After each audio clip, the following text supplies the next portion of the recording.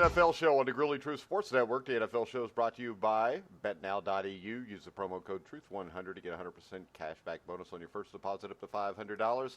I am your co-host for the NFL Show, Mike Goodpaster. Right now, I'd like to welcome in my co-host from the FF Face-Off, Anthony Servino. How you doing, Anthony? Mike, I'm doing great. It's a football Thursday. We got a nice defensive game tonight, so I'm pretty excited. All right. I'm used to Bengals games, so I'm used to offensive games and not an offensive part. Let's start off with this. The question is, we've got a poll up on Twitter right now, is Myles Garrett dirty? Because that's what everybody keeps saying. Myles Garrett leads the NFL in sacks. He also leads it in penalties. And by the end of the week, he will probably lead it in fines as well. Do you take the way that Myles Garrett has played as being dirty so far? I don't know. It's football. It's a violent sport. Yes, some players can be considered dirty, like when Albert Hainsworth was stomping on the face mask and the face and the helmet, and maybe like a Brian Cox. But I don't know. I think Myles Garrett is just playing with a lot of energy. He had that hit that knocked Trevor Siemian out, but he apologized after. Well, if you say you're sorry, it means it's not dirty. I think this. I love the way Myles Garrett plays. And Myles Garrett right now could be the best defensive end in professional football. There's very few guys. I mean, it seems like he is damn near off the ball before the ball is even done getting to the quarterback or done moving from the center's hand. I think he plays with great speed. His leverage is great. His feet and his hands work together, which a lot of guys it doesn't. And I think people need to quit whining. The hits that we've seen, the Trevor Siemian with the broken ankle, it's not like he hit him low. And, I mean, Siemian had just let him go of the ball. So, come on. I think a lot of times, Anthony, people don't realize how fast these guys are moving. And a lot of times, you just can't stop in midair when you're going through to hit somebody. No, I agree, and that's always like the defense I have when people try to tell me some players are dirty or the NFL is dirty. These players are running at elite speeds, and especially if they're making a football move, lunging to make a tackle, there's no way you can move your body. It's virtually impossible, in my opinion. Yeah, it is impossible. But especially still they get penalized if you just for it. break to make a move. Yeah, and the thing is, if the quarterback's going to throw the ball, you have to go full bore at him. You can't just pull up and think, oh, he might throw it, because we've seen this last year on multiple occasions, Anthony, where a guy will kind of ease up on the quarterback and all of a sudden the pass is complete. He's going to catch hell for that. He's going to get cut for that. You might as well hit the quarterback. Think about, Ben Roethlisberger or Cam Newton. If you ease up on them, they're going to stiff arm you and make a play. Well, they would have a couple years ago now. Well, I'm just using them as an example. I know, but it's any quarterback if you ease up on them. Just easing up and give them another 0.2 of a second can be the difference between the ball being complete and not. So I need people need to be quiet. I mean, it's football. It's rough. It's violent. And they're trying to take that out. They're trying to find guys out of being violent. And I think the NFL was built on being a violent league and a violent sport. If you look back, NFL Films and the Sables had a lot to do with why the NFL got so big. And the reason they got so big is because they got down there and they showed you the stuff. And if you go back and look at NFL film stuff from the 70s and 80s, hell, half the stuff they glorified back then is a 15-yard penalty and a $30,000 fine now. Yeah, I agree. And that's, I grew up on Steve Sable and the NFL Films in the 80s. That's really what got me. I was a kid. I was like, I was born in 84, but like anytime they had the bloopers on, I remember Steve Sable, like that guy, that really brought me in. That's what made me fall in love with football at a very young age. And I hate seeing the game change. Yeah. And I get CTE. I get this. I get all that. But I don't want to say it's part of it, but it's part of it. It's part of it, but the problem is this. If guys are trying to pull up and do things that they shouldn't be doing with their bodies, they could get hurt doing that too. So at the end of the day, you just need to let these guys play at some point. Now, if you're throwing yourself through the air and driving him to the ground, I mean, I don't know how you can't drive a quarterback to the ground once you've hit him flush on. And if you try to not drive him into the ground, you try to turn your body, then maybe you get hurt instead. So I can tell you this, Myles Garrett's a Cleveland Brown. If he ever wants to be a Cincinnati Bengal or a Dallas Cowboy, we'd both take him in a heartbeat. I 100% agree. But, to your last point, there are differences where I'm watching a game and a quarterback gets, where there's some I agree with and some that I don't. Oh, there's one. If you pick him up and drive him to the ground, it's one thing. But when the natural progression of things is he's going to land on his back, sometimes there's not a whole hell of a lot you can do. And the thing is this, if you're making defensive players think about how you're hitting somebody, maybe that's why defenses aren't as good today as what they used to be. No, unless you're in Dallas. What? Dallas's defense is crap, too. Everybody's crap anymore. I live in the 70s. Dallas's defense in the 70s, the Doomsday defense, that was a defense.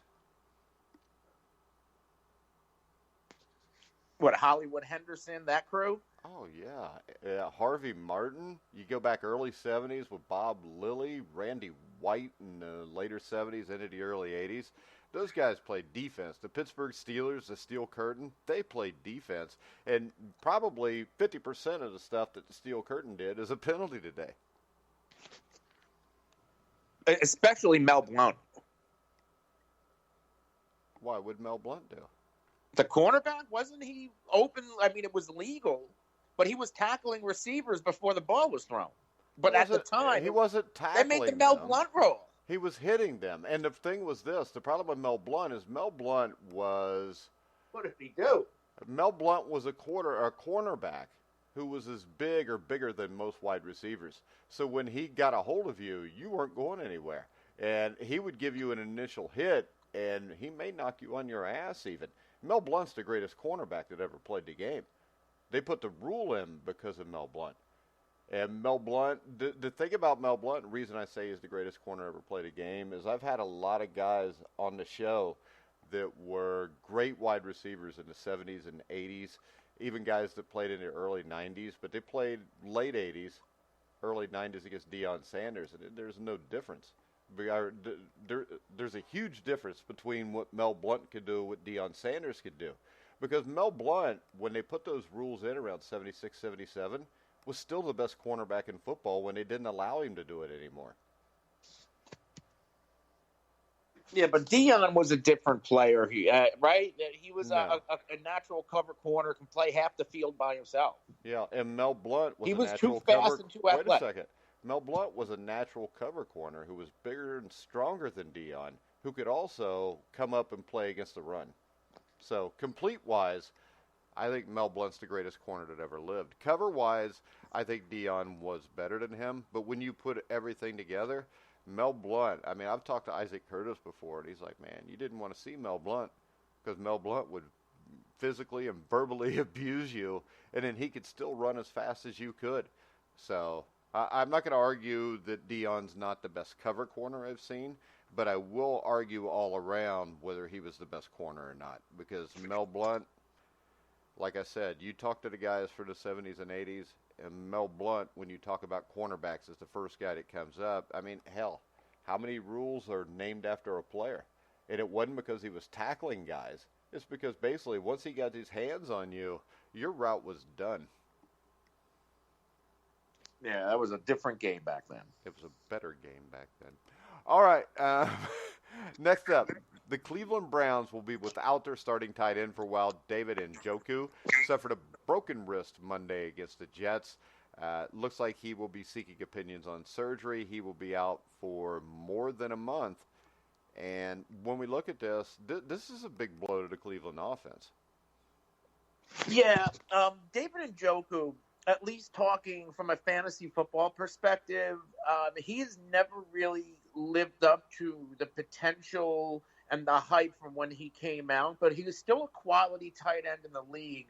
And I don't know if the Browns are really going to skip a beat because their number 2 tight end, Demetrius Harris, is a player that John Dorsey brought over from the Kansas City Chiefs. I think he's like 6'7", 6'8", big-bodied target in the red zone. I think he's bigger than Njoku. He was buried behind Travis Kelce. I think Demetrius Harris we could see some good things from him. And they also have Ricky Seals-Jones on the roster.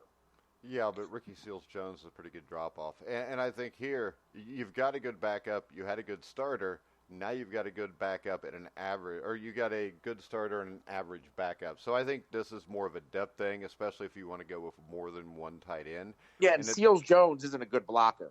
No. At all. And when you look at it, your second or third tight end should be able to block. Usually your number one guy is the guy that's running down the field. I just think that it hurts depth-wise. And in this offense, which they've based off of Oklahoma's offense with Baker Mayfield, the tight end is a big deal in this offense. It's the air raid with the tight end, with an occasional fullback. And when you take the tight end away, and I think you've taken some depth away from that position, so I think it does hurt somewhat. Let's look at the Jets, Sam Darnold. And he thinks that he will be back when New York makes the trip to Philadelphia in Week 5. Anthony? Yeah, and that's why the Jets didn't put him on the injured reserve list. I think that should be enough time maybe for Sam Darnold to start feeling like himself again with the mono. I can't buy into anything the Jets are doing right now. Too many injuries. No matter how you slice it, it looks like the same old Jets. And really, it's almost a scratch season like last year, even when Sam Darnold comes back. I mean, they got rid of the general manager in the middle of the offseason, it seemed like. They made so many changes at the wrong time. I think this is just a scratch, and we try again next year. I don't know if Sam Darnold is going to get anything but experience in 2019. Yeah, and it may just be a bad experience with that offensive line. What is the news on Quinnen Williams and C.J. Mosley? Have you heard anything on him? I believe they're back at practice, but I have to double check. All right, because actually, if they're both back at practice, I may take the 23 points in the Jets against the Patriots. No, actually, no, he's not. And C.J. Mosley is not expected to play this week. I'm giving the points then. Now. And Quinnen Williams is day-to-day. Quinnen Williams is the one who's day-to-day, so I got them mixed up. Well, and Tom Brady is limited in practice with a calf injury. Should Pats fans panic here? Is that a serious question? Well, according to a source, the injury is minor, which they could play with, Rex Burkhead at quarterback this week and probably win the game. Everybody's talking about this backup that they cut Brian Hoyer for. You would think once, look at these games that they're winning, get Stidman in. Yeah, but or maybe Tom Brady won't allow it. No, I mean, I think the history of Bill Belichick is he's not taking Tom Brady out of the game. And you would think, what was it, the last game of the season a few years back where he lost Wes Welker, and it really limited their chances to go to the Super Bowl. And we see it all the time with the NFL. I mean, Andy Dalton's playing when it's 41-17. Why was Baker Mayfield in the game on Monday night? Yeah, why did they do that? Why was he throwing passes? Yeah. I mean, it's absolutely stupid. It only takes, even if you've got the greatest offensive line in the world, it only takes one blown block and your season's over with. So I don't know why NFL head coaches have a tendency to do this, because I don't know if they don't want to piss the guy off or what, but I mean, Jarrett Stidham needs to work anyways. Now, you said it yourself. Historically, Bill Belichick does not take Tom Brady out of the game. Considering they cut Brian Hoyer, and I said this take on this show, and I said it on my show, I believe if this is, if Tom Brady, and there's a separation between Brady and the Patriots this year, I think Brady can end up somewhere in the AFC South, whether it's with Indianapolis or with Vrabel in Tennessee. In 2020, Jarrett Stidham played a lot with the starters in the preseason. If we see Tom Brady taken out of a game and Jarrett Stidham put in, I think that's going to tell us a lot about this offseason in the Patriots. Yeah, and I think if they were ever going to do that, they'd have probably done it against Miami, though, Anthony. I mean, I guess. In theory, yes. Yeah, but I just don't see the sense in leaving him in. All right, let's talk a little Dallas Cowboys. Taco Charlton is gone. First round defensive end, he lasted, about 2 seasons, a little over 2 seasons. And I hated that pick. Oh, yeah. Everybody hated that pick. Number 1, his name's Taco Charlton. That sounds more like, wouldn't that be somebody that was on that old The League show, the fantasy football show on FX? Yeah, it does. I think there was somebody named Taco, wasn't there? No, I don't remember that. I thought there was somebody named Taco. But we all know the reason he stayed this long was because they had a lot of money wrapped in him. And after the first 2 games of this season, I guess, Charlton tweeted, "Free me" on Monday before deleting the message. So I guess Jerry Jones has Twitter and saw it and freed his ass. You know, if it wasn't working for one reason or another, maybe he was disrupting the locker room. We don't know what was going on behind the scenes. I know Dallas tried to trade him. You know, I'm going to see it as a positive. Addition by subtraction, because we don't know what was going on behind closed doors. Yeah. Well, we do know what happens when he plays, though. You know, he's on his rookie deal. They aren't really paying him much. So something must have happened, or we might hear something about a suspension coming up. There could be something more to this. Yeah. Or he's just not that good. I think that could be it, too. All right. Anything else that I'm missing here? What, with the Cowboys or the news in general?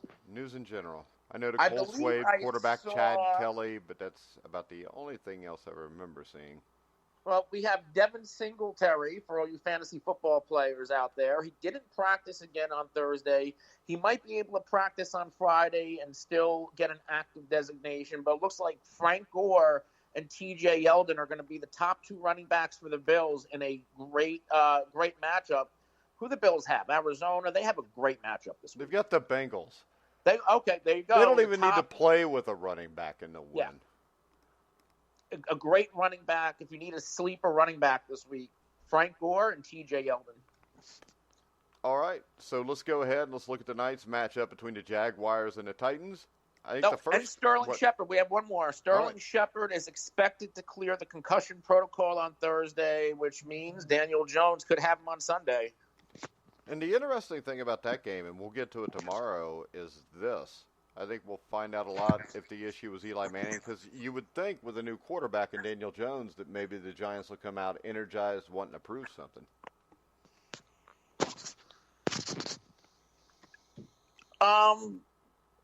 Ask me that again.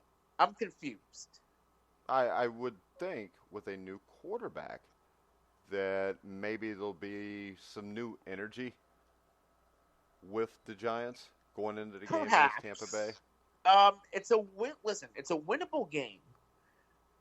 But Daniel Jones and that offense can't do it by itself. That Giants defense is atrocious. I don't even know if I can name depth charts and starters on a lot of teams. That defense is hard to identify outside of maybe Jabril Peppers and Janoris Jenkins. Somebody has to step up because that defense needs to play well against a turnover-prone Jameis Winston. The Bucs defense is improved, but the Giants have enough in Saquon Barkley and Evan Ingram to exploit them. This is a winnable game for the Giants and Daniel Jones, but that Giants defense is going to be the key. Well, I think the Giants' offensive line will too, because the Bucs can get after the passer, and with the young quarterback, I mean, basically, if Daniel Jones shows up and has a 0 in the interception column, I think they've got a 50-50 shot of winning this game. Well, the issue with Daniel Jones is fumbles. He's fumbled a lot in the preseason, and I believe he fumbled last week against Dallas. And I believe he also, ball security was a problem at Duke for him also. And the one thing I do know, Anthony, if you can't secure your balls, it's not going to work really well for you. Well, one way of putting it. Well, I mean, you've got to secure your balls. All right, tonight the Jaguars will play the Texans. I think we're definitely looking at a defensive matchup here, but I think the interesting thing to watch is Jalen Ramsey and how the Jaguars will utilize him amid the trade rumblings. Yeah, all the reports are suggesting that Jalen Ramsey is going to play his normal role. If there's going to be a trade, usually we'll see the player limited or maybe even inactive, but we're not going to see anything until Friday. No, they're not going to move him. Jalen Ramsey will be out there and playing. Yeah. And the question is this: if Jalen Ramsey's playing, you figure you put him on the number one wide receiver. Who exactly is even Tennessee's number one receiver? Is it Corey Davis? Corey Davis hasn't done much. A.J. Brown had a big week one, kind of tapered off last week. Adam Humphries, their big free agent signing in the slot. I think he only has a catch in each of the first two games. Delaney Walker had a big week one, didn't do anything last week. Marcus Mariota needs to get better. These receivers need to help him and hold on to the football. But, I'm not worried about this Titans passing attack. This is going to be a Derrick Henry and a Leonard Fournette game. And the only passing that I'm really looking forward to is by Gardner Minshew. Gardner Minshew had two great matchups. He looked really good in the first 2 weeks. This Tennessee defense is a little bit different. They can get after the quarterback. They have a great secondary. If Gardner Minshew does it again, I think this kid's for real. I didn't think he played very well last week. But the one thing I did think with him was, and the thing that impressed me a little bit is, I thought he was really bad in the first half. And I thought the second half he kind of figured some stuff out. And he led that last-minute drive. And when we look at Jacksonville, what do you think about going for two, down 13-12, with less than a minute left in the game? I don't think it's it's hard to second guess that. I think I still would have I would have done it. You always go for two. You might kick the ball off in overtime and they run it back and you never get a chance to win the game, especially if you're on the road. You get a chance to win the game from 3 yards out, take it. The other thing that stands out to me is I think the last time the Jaguars saw Derrick Henry, all they saw was the back of him as he ran away from them again and again. And I think the whole key to this game is this. If the Jags can slow down Derrick Henry, they keep him under 80, 90, 100 yards even, I think they can win this game.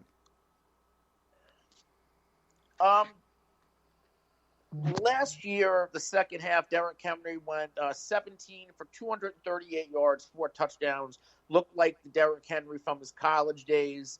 But Derrick Henry, he normally doesn't get a lot of yards in this matchup. 6 career games. His career high before he blew up last year was 92 yards. He usually rushes somewhere between 51 and 60 yards.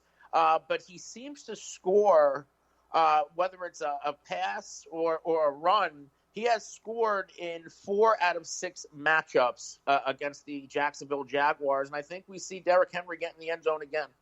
Well, the reason I say the under 100 is a big thing is the Jags' run defense has not been great so far this year. They've allowed over 100 yards rushing in each of their first 2 games, both losses. LaShawn McCoy and Carlos Hyde, both by themselves, went well over 80 yards. And I would think here, if you could take away Derrick Henry and force Marcus Mariota to beat you when you've got the defensive backs they have in Jacksonville, I think it gives Jacksonville a shot then. And if Gardner Minshew is the real deal, I mean, it's possible Gardner Minshew is already better than Marcus Mariota. I wouldn't argue with that. I'm not a Marcus Mariota guy whatsoever. It's only a matter of time until Ryan Tannehill gets a shot. Yeah, and I think when he does, I think he will be better than Marcus Mariota. And I had hope for Mariota going in, but the thing about Mariota is his first year, he was pretty good for a rookie, but I have seen no progression from there, and actually it's probably been more of a regression than a progression. Yeah, I mean, Mariota looked good in the season opener against the Browns, and then he, didn't look too good last week. Too inconsistent, too injury prone for my tasting. He's not going to get a second contract with the Titans. Yeah, and I think when you look at this is a huge game for Mariota because he had the good first game, the bad second game. Now what you've got is, I think the pressure is going to be ramped up on him. If he fails tonight, you may see Ryan Tannehill a lot sooner than we expected, too. No, that wouldn't surprise me at all. Yeah, so this game, they need to win. And when you look at the AFC South, all 4 of these teams have a shot to win this division because I don't see any of the 4 winning more than 9 games at most anyways. No, 8 or 9 wins definitely locks. 9 and 7 will win this division. Yeah, too bad my team's not in that division. But 9 and 7 probably still wouldn't get it done for me. All right, Anthony, we got anything else we want to talk about? Or we got to make a pick yet? Who you Yeah, got? let's pick. Let's do some. I like the under. I like the under, and I like the Titans tonight to cover. All right, how about this? I like the Jaguars to win this game. Really? Yes. And I think it goes over.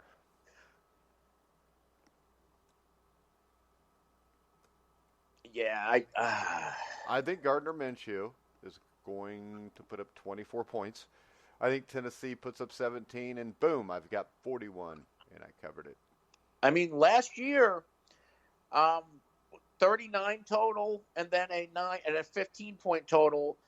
Going back to the second game in 2017, 35 points, and then there was some point score in the previous few: 37-16, 38-17, 36-22, 42-39. But this is a different Jags defense. All right, than 2015 and 2016. We have a question for you on Twitter from Jed, who is in North Carolina.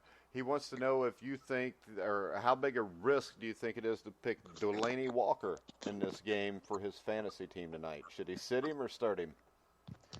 I don't know who his other options are, but Delaney Walker in his career usually plays well in this matchup. In 5 out of his past 6 games, he's had at least 7.8 fantasy points.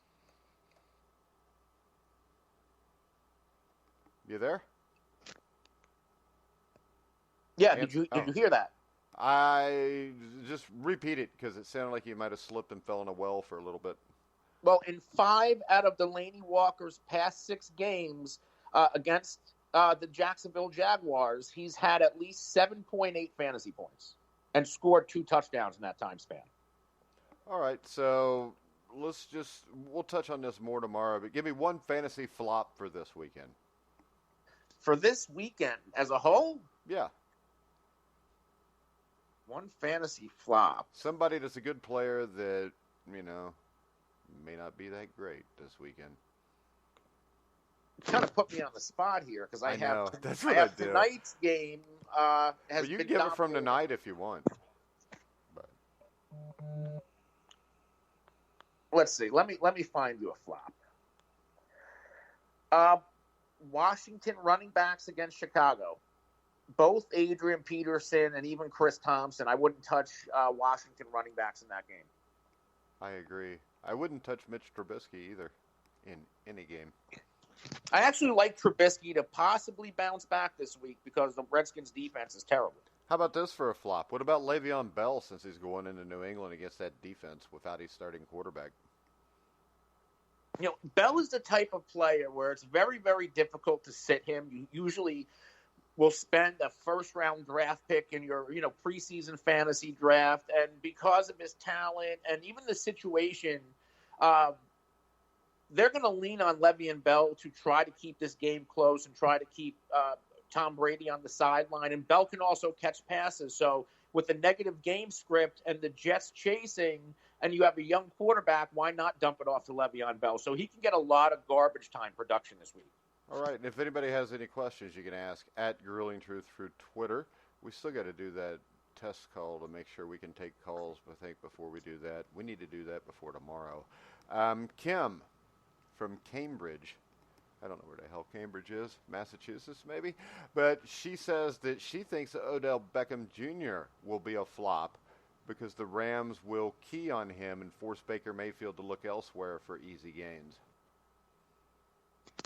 In theory, I get it, but, again, Odell Beckham Jr., just like I said about Le'Veon Bell, Odell's going to get 8 to 12 targets, and any time a player is getting that much opportunity, especially with Odell Beckham's skill set, he can take a slant 80 yards like we saw on Monday night. You can't sit Odell Beckham Jr., especially in a game like this, which could be high scoring. All right. How about one you want to start nobody would think of? Because I'm thinking of Nyheim Hines from the Colts because he catches the ball out of the backfield really good, and we know the Falcons can't cover that.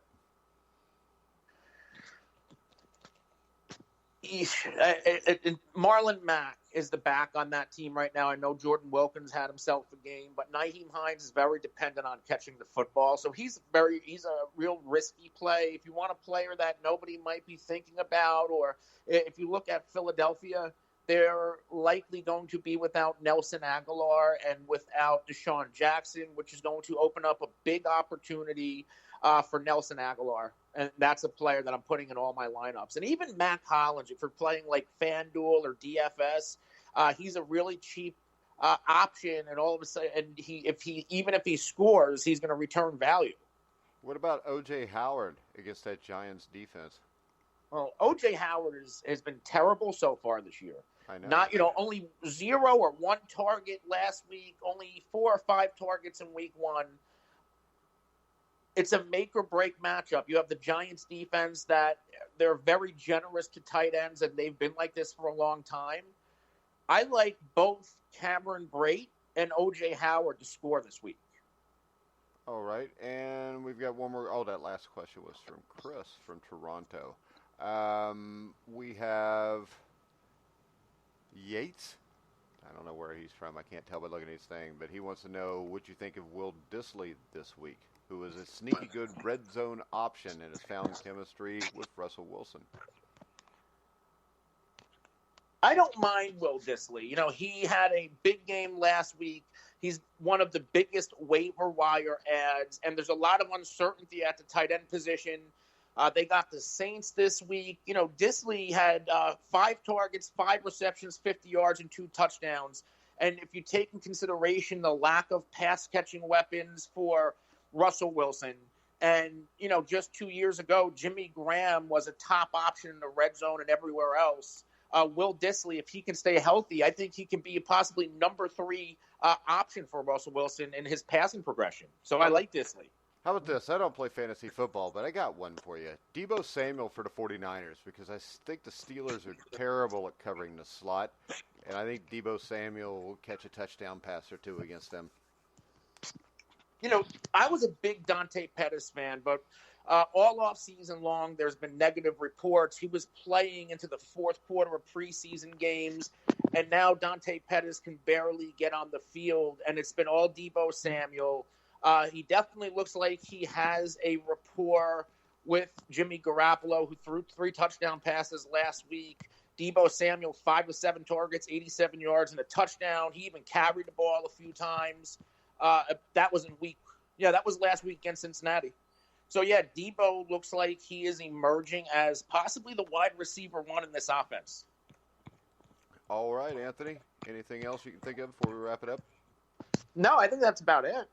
Hey, Antonio Brown lost his deal with Nike. No, and he lost his helmet deal. Yeah. Also, did you see, 'cause I saw this morning when I had the TV on, John Elway calling out Garrett Bowles for sucking on so many he had like 4 or 5 holding penalties last week, I think it was. I mean, John Elway needs to call out himself for how he drafts quarterbacks. Yeah. But, in his defense, if they would do the draft before like 4 o'clock before he's inebriated, he would probably look much better.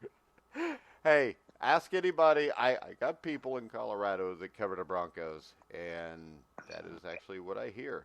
But Drew Brees is having surgery on his thumb, and the Saints say they may use 2 quarterbacks. I assume that's Taysom Hill with Teddy Bridgewater. Yes. And Eli Manning's unhappy about his demotion. I don't know why that's a headline. Yeah, because it's Eli Manning. Yeah. Well, you know what? They did the same thing to Eli Manning that they did to Kurt Warner to get Eli Manning his job. So it's like Lion King and Simba and all that. It's just the circle of life, Anthony. All right. Tell everybody where they can find you, Anthony. You can find me on Twitter at The Real NFL Guru, and you can follow my show at The FF Face Off, and you can find it anywhere you can get a podcast, and we also live stream on YouTube, Twitch, and Facebook. All right, guys. And, of course, you can find me at Grilling Truth on Twitter. Make sure you go check out our Facebook page. Go to iTunes. Give us a like. Give us a comment there. You can hear all of our shows on iHeartRadio, iTunes, TuneIn, Spreaker, Stitcher, Spotify, CastBox, wherever you find podcasts, you'll find The Grueling Truth. So for Anthony Savino, I'm Mike Goodpaster. You've been listening to The Grueling Truth, where the legends speak.